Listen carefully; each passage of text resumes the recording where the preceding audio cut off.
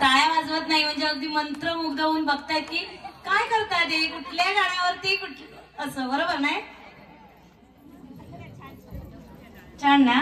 मग तुमच्यासाठी तर या ताईंसाठी जोरदार टाळ्या, आमच्यासाठी नको. धन्यवाद. घेऊन येतोय पुढील प्रकार अडवळ घुम पडवळ घुमून. तुम्ही म्हणाल फुगडीमध्ये हा कुठला प्रकार.